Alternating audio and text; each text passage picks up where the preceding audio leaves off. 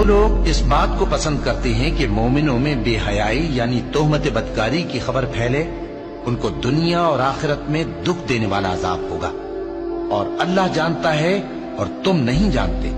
السلام علیکم، میں جی آپ کا بھائی آزان علی۔ آج سے آپ کا اور میرا یہاں پر سفر جو ہے وہ ختم ہوتا ہے۔ کیوں؟ کیونکہ یار آپ کا بھائی جو سوشل میڈیا کی لائف ہے وہ چھوڑنے لگا اللہ اور اللہ کے رسول کی خاطر۔ سوشل میڈیا کی جو لائف ہے ساری فیک اور بناوٹی ہوتی ہے، سارے لفظوں میں جھوٹ، دکھاوا اور اس طرح فیک ہوتا ہے۔ اس لیے یار یہ نہ سوچنا کہ مجھے پیسے نہیں آتے، آپ کے بھائی کو یار انکم بھی آتی تھی، یہ نہیں کہ یہ بہت آتی تھی، کم آتی تھی، اس کو چھوڑیں، لیکن آتے تھے پیسے، لیکن پھر بھی یار میرا جو ضمیر ہے نا وہ یار گوارا نہیں کیا، اس لیے یار آپ کے بھائی نے یہ سوشل میڈیا کی لائف چھوڑ دیا۔ بہت زیادہ اچھا سفر گزرا ہے، ہم نے کیا کیا، کتنا شوگر لگایا، فن مستی کیا، یہ وہ، لیکن یار جو بھی تھا ادھر تک ہی تھا۔ اللہ یار جب بھی بندے کو ہدایت دے دے، بس یار آج کے بعد میں نے یار سوشل میڈیا کی جو لائف ہے وہ ختم کر دیا، چھوڑ دیا یار۔ یہ نہیں کہ صرف یوٹیوب پہ، اس کے بعد پھر یار میں نے نا ٹک ٹاک کو بھی چھوڑ دیا، انسٹاگرام، فیس بک۔ میں اللہ اور اس کے بعد پھر آپ سب سے معافی مانگتا ہوں، جو کچھ آپ کو میں نے سب دکھایا۔ جب بات آ جائے عشق کی، وہ بھی عشق حقیقی کی، تو اس میں پھر نقصان اور فائدے نہیں دیکھے جاتے۔ باقی یار چلے ٹھیک ہے، مہربانی، شکریہ۔ اگر یار ہاں آپ کو میری کوئی بات بری لگی ہو،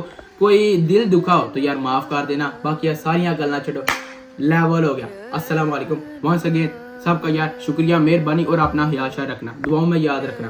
السلام علیکم۔ پھر جو شخص گناہ کے بعد توبہ کر لے اور نیکوکار ہو جائے تو اللہ اس کو معاف کر دے گا۔